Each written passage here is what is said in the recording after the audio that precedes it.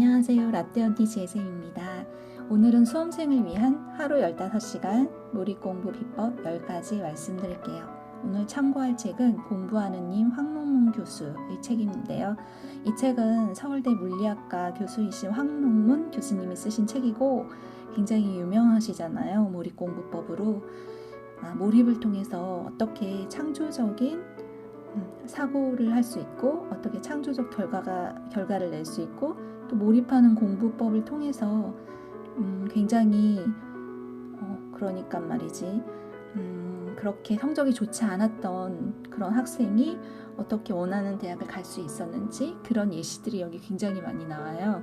그리고 소설가를 혹시 지망하신다면 여기에 어떤 소설가가 어떻게 몰입을 해서 엄청난 몰입으로 소설을 정말 누가 불러줬는데 받아 쓰는 느낌으로 썼다, 이런 놀라운 이야기도 나오는 아주 재미있는 책입니다. 자, 그리고 모든 천재들이 아인슈타인 같은 그런 천재들이 어떻게 무엇을 이용해서 공부를 했느냐, 바로 몰입의 힘을 이용한 건데요. 자, 그런 몰입에 대한 공부 이야기 오늘 해보는데요. 그 중에서도 황농문 교수님께서 제안하는 하루 15시간 몰입 공부의 비법을 한번 배워보겠습니다. 수험생의 적절한 공부 시간은 얼마일까요? 자, 이 황농문 교수님의 조언에 따르자면 하루 15시간 공부 7시간 수면이라고 해요. 저는 10시간 공부했었는데 15시간 공부를 해야 서울대를 가는 건가요? 네, 그리고 7시간 수면을 해야 한다고 합니다. 이거는 황농문 교수님 조언이고요. 그런데 7시간 수면은 저도 정말 동의하는 바인데 7시간 수면이 제일 적당한 것 같아요. 사람마다 조금씩 다르겠지만 너무 7시간 안 넘었으면 해요.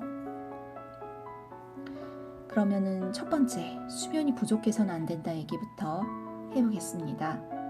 자, 예전에 사당오락이라는 말이 있었잖아요. 그런데 그게 통용되는 사람도 있을 수 있어요. 왜냐하면 사람은 굉장히 다양하고 참 여러 살다 보니 하나의 진리가 통하는 건 없더라고요. 정말 완전 깊은 진리가 아닌 이상. 그래서 수면이 부족해서는 안 된다는 게 보편적이에요. 네, 저도 예전에 고등학교 때 멋모르고 4시간 이런 책을 읽었어요. 일본 사람들이 많이 그런 책을 쓰잖아요. 자, 그거 한 이틀 하다가 완전 포기하고 괜히 자기한테 좌절만 돼요. 자기의 의지력이 이것밖에 안 되는구나, 이런 좌절. 그런데 왜 수면이 부족해서는 안 되냐면 수면은 이익을 줍니다. 어떤 공부에 이익을 주냐면 먼저 수면을 할 때 장기 기억으로 저장이 돼요. 우리가 배운 것들을 장기 기억으로 저장되는 게 잘 때입니다. 의식이 그러니까 잠자고 있을 때 무의식이 이래서 장기 기억으로 보내는 거예요. 집중에 도움 주는 뇌전달 물질이 자면서 수면 상태에서 일어나요. 이런데도 불구하고 4시간 3시간만 공부해도 잘 되는 분들은 특별한 뇌를 타고났거나 특별한 체질인 거겠죠. 그러니까 자기 자신은 너무 잠을 조금 자면 공부가 안 된다 하면 이분들은 수면을 7시간 정도는 해주셔야 되는 분이다. 본인 스스로를 알고 그렇게 이제 적응을 하시면 될 것 같아요. 적용을.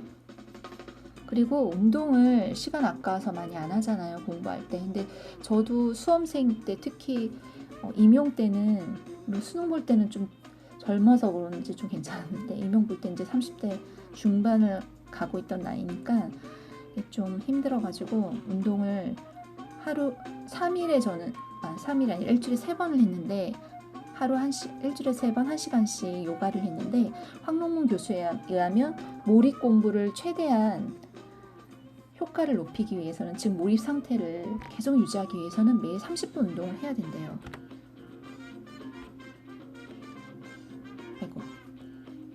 왜냐하면 운동을 최우선 순위로 하시고 공부보다 운동을 최우선 순위로 하고 땀 흘릴 과격한 운동을 하라고 합니다. 근데 운동을 정말 최우선 순위로 해야 되는 이유는 우리 뇌도 몸이기 때문에 운동을 해야 뇌가 잘 돌아가고, 그건 정말 경험해보니까 정말 그렇거든요. 자극이 돼요. 그리고 산소도 많이 뇌로 보낼 수 있잖아요. 그리고 따뜻한 물로 샤워를 해주시라. 재밌는 건 총 1시간 내로, 그러니까 운동과 따뜻한 물 샤워는 1시간 이내로 하시고 그러니까 샤워를 운동을 30분 하면 샤워를 30분 내로 하시고 따뜻한 물로 해서 이렇게 몸을 이런 식으로 만들면 몰입이 잘 된다는 이야기입니다. 여기까지는 굉장히 좀 다 아는 얘기 같은데 이제부터 좀 본격적 얘기가 나옵니다. 자, 3번 슬로우 싱킹 공부. 슬로우 싱킹이 뭘까요? 그 슬로우 싱킹 공부의 반대는 초조하고 조급한 마음, 초조하고 조급한 공부입니다. 자, 대부분 초조하고 조급한 공부를 지금 이제 6월이잖아요. 아, 지금까지 나 뭐 했지 하면서 초조하고 조급해질 때예요. 막. 그러시면 안 된다는 거예요. 왜 안 되느냐? 자, 명상과 묵상하듯 이완된 공부를 하셔야 돼요. 자, 이것은 마인드의 자기 자신과의 어떤 싸움이라고 할 수 있는데, 공부라는 거는 남과의 경쟁이 아니라 내 마음을 어떻게 내가 잘 다스리느냐의 그 관건이라고 생각합니다.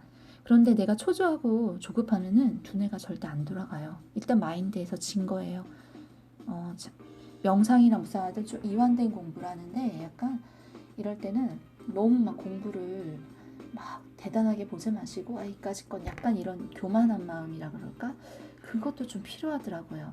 이건 제가 좀 자주 사용하는 방법인데, 예를 들어서 이제 어디 시험장을 갔을 때 이거 되게 중요해요. 시험장 갔을 때 막 쫄아가지고 막 이러고 있지 말고, 약간 이렇게 거만한 느낌이라 뭐라 그러죠? 어깨를 이렇게 좀 펴고 약간 이렇게 그런 거 있잖아요.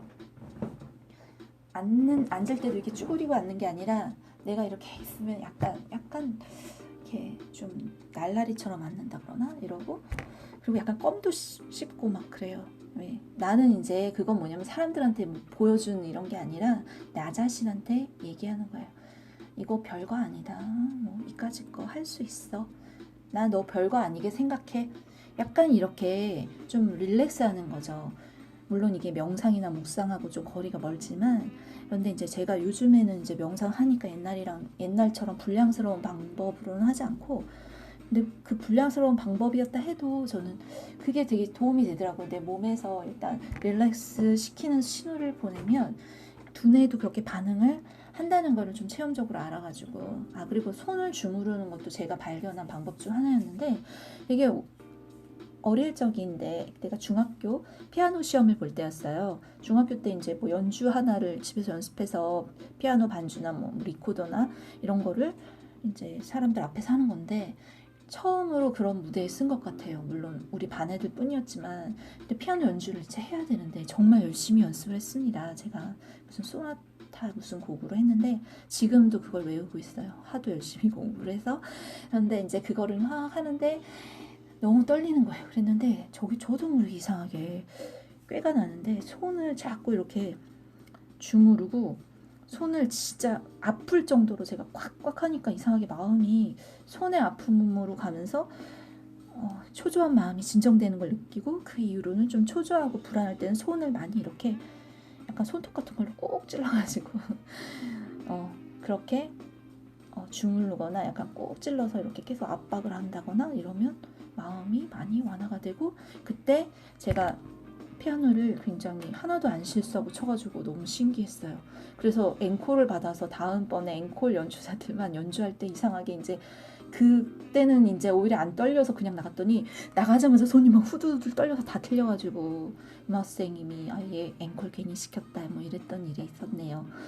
자, 그러면 명상이나 묵상하듯 이완된 공부가 어떤 것인지, 그러면 요즘엔 제가 명상이나 묵상을 하거든요.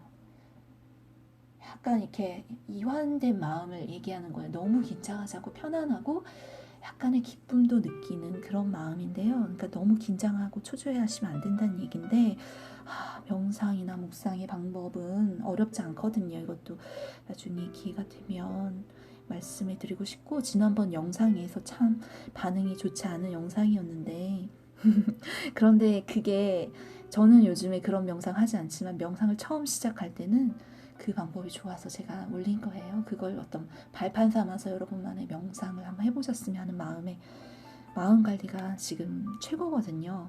공부만 드립단다 되는 게 아니에요. 시험 보는 날에 그거 아무리 공부 드립다 해도 마인드 관리 안 되면 그 입력된 게 인출이 안 돼요. 그러면 내가 1년 노력한 게 헛고생이 될 수 있어요. 그래서 저는 마인드 관리가 1순위다 이렇게 생각을 해서 명상이나 묵상 관련된 영상도 가끔 올리는 것이랍니다. 그리고 결과에 집착하지 말고 과정에만 최선. 이거는 별표 3개를 치셔야 될 거예요. 자꾸 결과를 생각하고 나 불합격 하면 어떡하지 막 이러면 이미 마인드해질 거예요. 그러지 말고 그냥 계속 이 과정 하나하나를 즐긴다는 마음으로 하셔야 되고요. 이 과정에 최선을 다하겠다면은 뭉뚱그려서 하나로 보시면 너무 벅차니까 쪼개 나눠서 오늘 저 같은 경우는 이제 내가 이런 막 나약한 마음이 들고 지는 마음이 들 때는 5분씩 나눠요. 공부를 나 5분만 해보자 하고 5분에 한 문제 풀고 이런 식으로 좀 만만하게 공부 양을 쪼개서 만만하게 만든 다음에 그러다 보면 사람이 이상하게 굉장히 큰 자신감 조그만한데 성공하면은 자신감이 1 생기고 2 생기고 4 생기고 8 생기고 16 생기고 이러다가 나중에 그날 이상하게 자신감 되게 얻기 시작했다가 자신감 가득 차서 끝나는 거의 그런 날입니다. 그렇게 자기를 이렇게 마인드의 속성을 좀 잘 알아가지고 지난번에 제가 두뇌 공부법 올렸잖아요. 그래서 좀 두뇌를 살살 달래가면서 공부를 해야 된다. 그런 거예요. 다 내 두뇌가 나 오늘 공부하기 싫어 놀고 싶어 자신감 없으면 이렇게 얘기하면 5분만 하자 하는 거예요. 하고 5분만 딱 시키고 이러면 이제 과정에 집중할 수가 있게 돼요. 이렇게 과정을 쪼개면. 그리고 자꾸 결과를 생각하지 말고 이 과정에만 막 떨어져도 돼. 차라리 이게 나 떨어지면 어때? 그냥 나는 열심히 하는 게 내 목표야. 나는 그냥 즐기겠어. 이 마음이 정말 무서운 힘을 가져다 줘요. 나중에 슈퍼에고에 대해 말씀드릴 기회가 있을지 모르겠지만 사실 이것이 슈퍼에고를 굉장히 자극하는 거거든요. 그러니까 슈퍼에고가 하나가 되는 방법은 결과 아니라 그 과정, 그 목적 자체, 이 과정 자체가 목적일 때 슈퍼에고가 작동을 합니다. 몰입이 딴 게 아니라 이 슈퍼에고의 작동이거든요. 자, 4번째 두뇌 가동률 풀로 만들어라. 난이도를 올려야 된다. 두뇌 가동률을 풀로 만들려면 난이도를 올리는 거는 난이도를 갑자기 엄청나게 올리다는 얘기가 아니라 내가 이제 오늘 공부를 시작할 때 아직 가동률은 없죠. 되게 낮죠. 그런데 딱 봤을 때 너무 쉬우면 가동률이 안 되니까 10분을 잡고 자 여기 10분 얘기 나와요. 생각하는 시간을 10분 잡고 좀 높은 난이도 있잖아요. 그러니까 이제 좀 뇌가 지루해진다 아니면 처음에 이제 내가 공부가 아직 워밍업이 안 됐다 이럴 때는 약간 난이도를 높여서 예를 들어서 오지선다형이면 답을 가리고 좀 난이도를 높이는 거죠. 오지선다의 답을 가리면 내가 주관식이 문제가 돼서 좀 높아지잖아요. 난이도가 이런 식으로. 그런데 만약에 문제가 아니면은 조금 어려운 수학 문제를 하나 이렇게 풀든가. 근데 이 문제를 풀다가 내가 10분이 넘어간다 이러면은 거기서 스톱하셔야 돼요. 그 안에 풀리면 좋고. 왜냐하면은 생각하는 시간이 10분으로 넘어가면 오히려 두뇌의 어떤 집중도가 떨어진다고 해요. 몰입도가. 그러니까 그때는 뭘 하냐면 여기서 또 디테일하게 얘기해 주시는데 10분 안에 해결이 안 되면 문제가 스마트폰으로 찍어서 자투리 시간에 도전하라고 합니다. 그러니까 자투리 시간이 또 언제? 내가 또 두뇌가 좀 지금 풀가동되고 있지 않고 두뇌가 좀 얘가 지금 약간 느슨해지네. 좀 지루하네. 이런 자극이 없는 거니까 난이도를 올려서 스마트폰에 난이도를 올리기 위해서 스마트폰에 있는 그 문제를 다시 한번 보는 거예요. 이런 식으로요. 아니면은 자투리 시간에 밥 먹으면서 이렇게 보거나 저는 예전에 공부할 때 밥 먹을 땐 그냥 밥 먹으라 뭐 이렇게 주장하실 분도 있는데 저는 계속 들었어요. 그 인강을 귀로 듣거나. 근데 이 방법도 좋은 것 같아요. 밥 먹을 때도 계속 그 풀리지 않았던 어려웠던 뭐 수학 문제라든가 이런 거 계속 쳐다보고 있는 거죠. 근데 이것도 너무 쳐다보면 안 돼. 또 10분 되면 그냥 끄고 다른 문제로 가든지 이런 식으로 해서 10분이 넘으면 왜냐하면 떨어지니까 집중도가. 한 과목을 충분히 오래 공부해라. 이게 5번째인데 이게 무슨 말이냐면 생각을 한 곳에 머물게 해라는 뜻이에요. 그러니까 예전에 저는 막 참새처럼 여기저기 날아다니는 공부를 했는데 그건 정말 공부가 안 될 때 그렇게 하는 것이고 어느 정도 몰입이 올라가면 한 과목을 좀 충분히 오래 공부를 하면 그 불교에서 선정을 닦듯이 뭔가 화두를 딱 주고 거기에 대해서 계속 뭐 맨날 며칠 뭐 이렇게 생각을 하게 하는 그런 훈련이 있거든요. 그런데 그게 어느 순간에 자기한테 답으로 확 떠올라서 뭔가 하나 깨치는 그런 순간이 와요. 그런 것을, 그런 원리를 이용한 건데, 계속 생각을 머물면 우리의 슈퍼에고가 작동을 하게 돼요. 왜냐면은 슈퍼에고의 작동 원리는 내가 이거 되게, 얘가 이거 생각 되게 오래 하고 이 과목 오래 하는 거 보니까 이거 되게 중요한 건가 보다, 이렇게 또 생각을 하기도 하고요. 그리고 한 과목을 계속 보다 보면은 시냅스가 확장되는 게 공부잖아요. A라는 개념을 배우고 B라는 개념, 그 A와 B의 개념의 연결, 그 관련성, 뭐 상하라든지 동등하다라든지 뭐 원인과 이유라든지 이런 논리적 관련성이 이렇게 짝짝짝짝 망처럼 연결되면서 나의 지식의 그물이 커지면서 그게 공부가 되는 건데, 그런데 이제 그 개념이 여기 따로 저기 따로 이러면은, 제가 시냅스 공부법을 한번 올렸어요. 그거를 한번 보시면 알 텐데, 그러면 이거는 무슨 그물 없이 고기 잡는 격으로 고기 잡아서 다시 바다에 던지는 거예요. 어디에 있는지 몰라서 못 찾는 거거든요. 그런데 시냅스가 확장되면서 서로 막 연관이 되면서 한 지식 하나가 나오면 줄줄이 지식들이 싹 나오면서 엄청나게 공부의 속도라든지 또 인출 속도라든지 이런 게 빨라지게 돼요. 인출 속도라는 건 시험 볼 때 내가 그걸 어떻게 빨리 꺼냈으냐 이런 거예요. 자, 그러면은 시냅스 확장 공사를 하려다가 다른 과목을 옮기면 그게 이제 다리 짓다가 말고 다른 데 간 거예요. 그러면 이제 다시 와서 다시 도구 정비하고 다리 지으려고 하면 힘드니까 지었을 때 계속 이렇게 다리 짓기 해라, 이런 원리거든요. 자, 6번째, 암기보다는 이해와 사고 위주로 해라. 이건 너무 당연한 것 같은데, 그런데 의외로 지금쯤 이제 마음이 바쁘니까 이제 무슨 이해야, 무슨 사고야, 빨리 여기 핵심 이거 암기 이러면 이제 망하는 지름길로 가시는 거예요. 왜냐하면은 아까도 얘기했지만 늦은 거 하나도 없으니까, 진짜 없어요. 저기 정말 3, 4개월 만에 공부해서 뭐 된 사람들도 많고 하니까, 중요한 건 내 마인드, 그 다음에 내 두뇌가 어떻게 풀가동시키느냐의 문제지, 그러면 정말 여러분의 초능력이 발휘가 되게 되거든요. 지금 그 방법을 알려드리는 건데, 왜냐하면은 이해해야 관련 시냅스가 확장돼서 몰입되죠. 아까 좀 전에 얘기했듯이 이해하지 않고 암기하면 그냥 암기한 개념 A, B 연관성 하나도 없어. 그러면은 이거는 나중에 꺼내 쓸 수가 없는 거예요. 꺼내 쓰려고 해도 한참 걸리고, 다시 꺼내 쓰려고 그러면 그 연관성을 내가 다시 생각하면서 꺼내야 되니까 한참 걸리고, 아예 꺼내 쓸 수도 없어요. 머릿속 어디 붙었는지 모르니까 막 맴돌다가 끝나는 거예요. 우리가 어떤 사람 이름 막 기억 안 나가지고 맴돌다가 막 미치도록 막 궁금하고 맴돌다가 결국 기억이 안 나는 게, 그게 이제 시냅스가 없어서 그렇거든요. 그 사람 이름이 어딘가에 많이 내 지인들하고 막 얽혀있고 결켜있고 막 어떤 사건과 얽혀있고 이러면은 기억이 나는데, 그게 아니라 그 사람은 어디서 한번 예전에, 아주 예전에 봤다거나 그래가지고 시냅스가 약해졌다거나 아니면은 한 번 들은 이름이거나 이래서 기억이 안 난다, 이럴 수가 있거든요. 그런 원리랑 똑같은 거예요. 그래서 이해라는 것은 상호 관련성 파악, 이게 바로 공부입니다. 이게 진짜 공부죠. 그래서 그러면 어떻게 해요? 막 지금 공부할 것도 엄청 많은데 이해하다가 저 10분의 1도 공부 못하면 어떡해요? 그거는 이제 조금 뒤에 가면은 어떻게 하는지 알려드리고, 7번째 먼저 볼게요. 자투리 시간에 몰입도를 떨어뜨리지 않도록 주의. 아까 전에도 자투리 시간에 뭐 보라 그랬죠? 아까 난이도 10분 넘어간 거 그거 보시던가, 그 핸드폰 막 뒤셔서 근데 핸드폰 뒤시다가 또 딴 데로 빠질까봐 걱정이네, 뭐 톡이나. 그러지 마세요. 자기가 핸드폰 톡 이제 관리하셔야겠죠. 톡이나 괜히 쓸데없는 서핑, 그런 거 뭐 쇼핑, 그리고 그런 거 관리를 이제 하셔야 되는데, 저도 참 몰입도를 떨어뜨리는 게 스마트폰이라는 걸 알고 제가 할 때마다 좀 체크를 해봐요. 제가 몇 번을 하는지. 근데 꽤 많이 해요. 그리고 요즘에 하는 방법, 그래도 안 할 수는 없으니까 딱 5분 타이머 해놓고 5분 안에 보고 5분 지나면 딱 진짜 꺼버려요. 스마트폰을 딱 닫아버려요. 그런 결단 없이 사람이 뭘 이루겠습니까?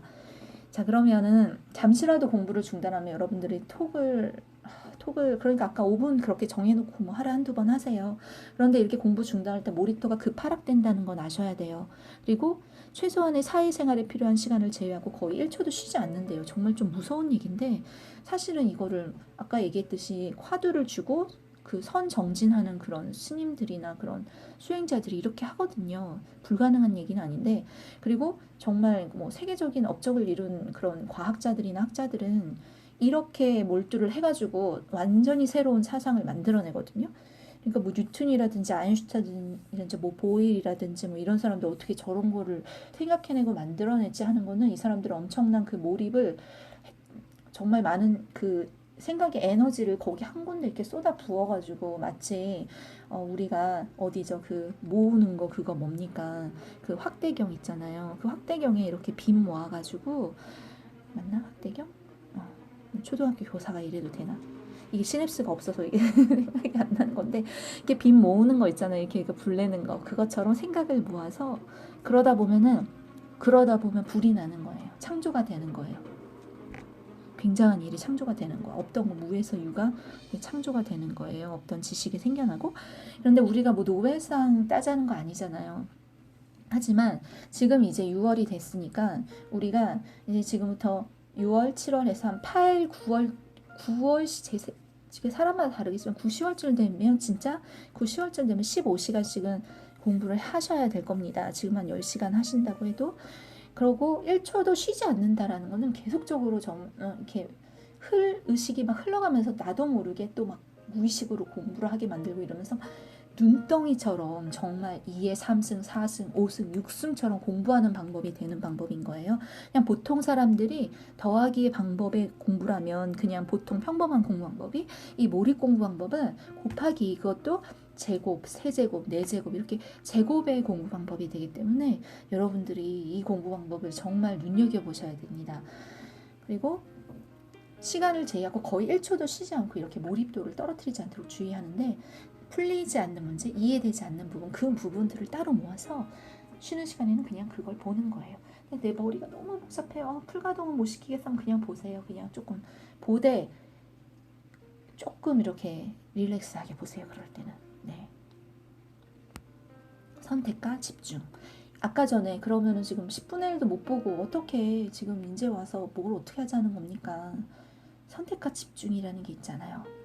제가 그 수능 라떼 언니의 수능 공부법에 보면 제가 4개월을 수능 공부한 얘기가 나오는데 뭐 진짜 뻥이 아니냐 이런 의심이 있을 수도 있겠다고 생각하는데 진짜 뻥이 아니라 진짜라고요. 4개월을 공부를 했는데 그게 가능했던 이유는 제가 알게 모르게 이런 공부 방법을 선택을 했는데 선택과 집중 공부 방법을 알았던 거죠.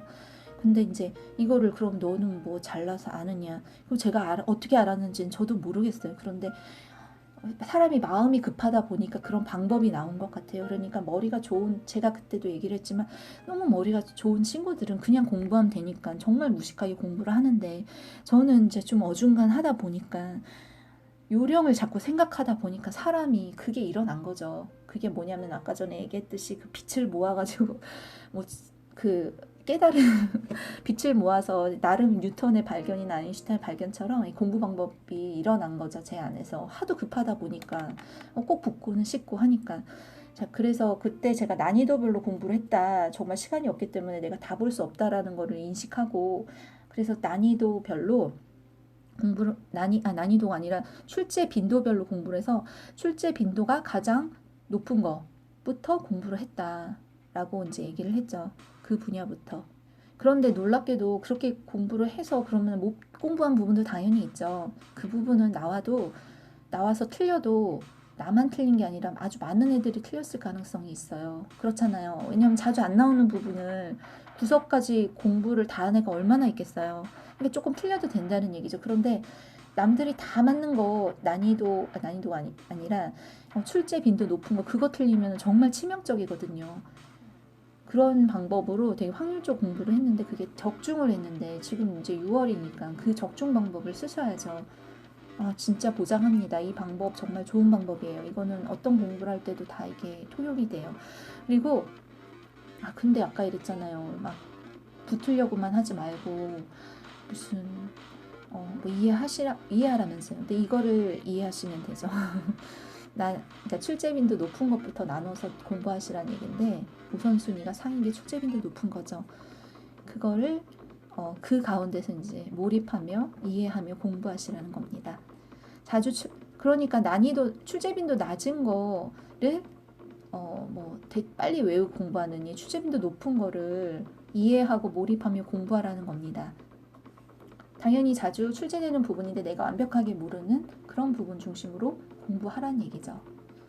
그리고 이렇게 목표를 먼저 난이도로 이렇게 설정을 해놓잖아요. 그러면 뭔가 되게 길이 보이니까 공부 의욕이 정말 한 10배?